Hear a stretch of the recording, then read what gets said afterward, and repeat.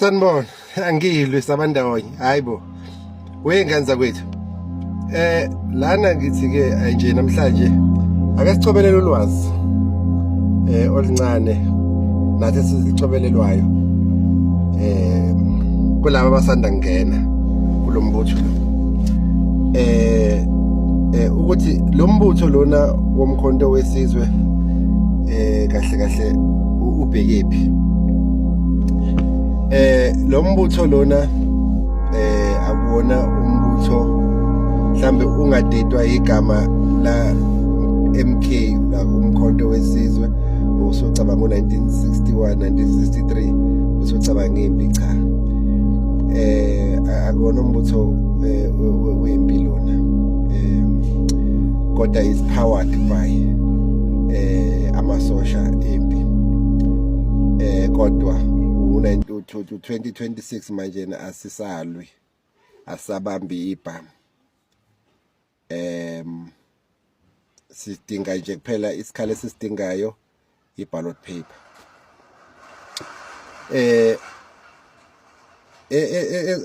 esikuzele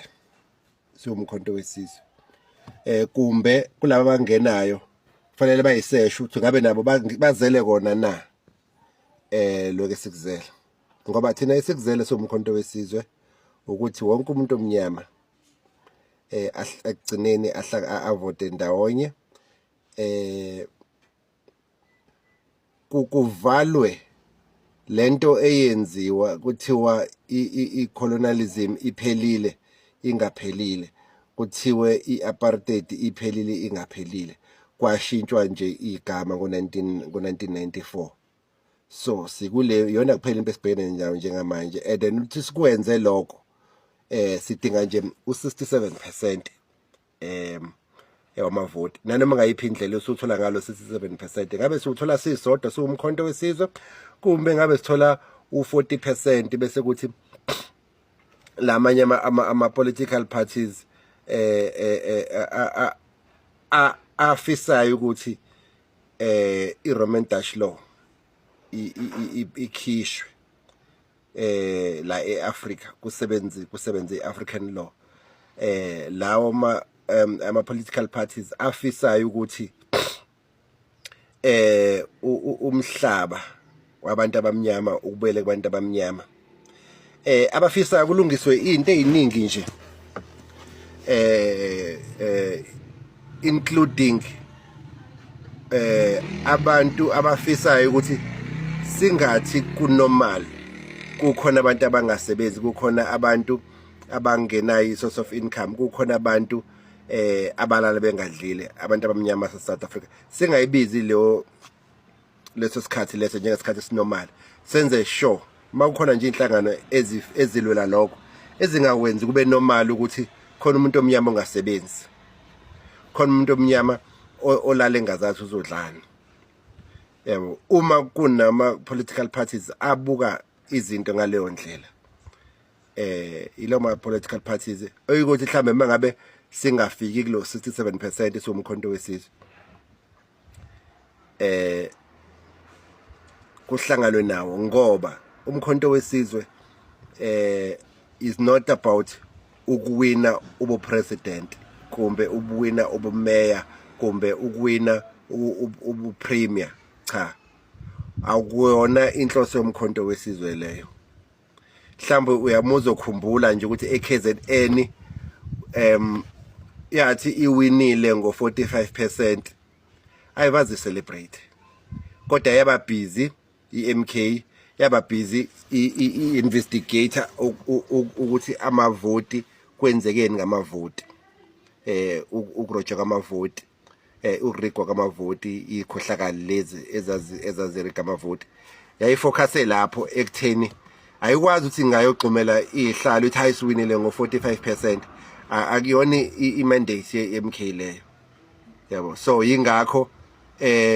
kwadinga kuqala ukuthi benze short leyo part yokuthi kwenzekene ngamavoti bayi-engage bayiqede before kungahlala phansi yabo so mhlambe futhi ongazi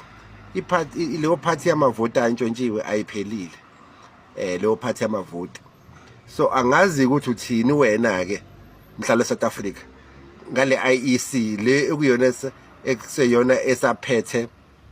lolu khetho la ngo2026 nalolu khetho mhlambe futhi la ngo2029 ukuthi usa confident na ngayo ngale IEC le ngoba umkhonto wesizwe usenembuzo edinga iphendulo ye-IEC ngokuthi kwenzekala ngamavoti ukuthi lo 2 hours bazivezele statistics ukuthi ngalo 2 hours ngesikhathi be offline kwakwenzakalana bavezele nje itrend yonke lo trend ayakabonakala ukuthi kwenzakalani ngoba kwavela nje ukuthi i-offline system and then 2 hours later kwavela inamba seyishintshile ukuthi kanjani zishintshe zonke inamba kodwa eze-MK zisami baladeli result ezimkhona after 2 hours. So lokho kulandelwa lokho akuphelile sumkhonto wesizwe okuhleke icala liboli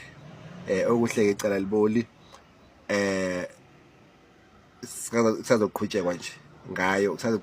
ngayo when the time is right abanye bayokhala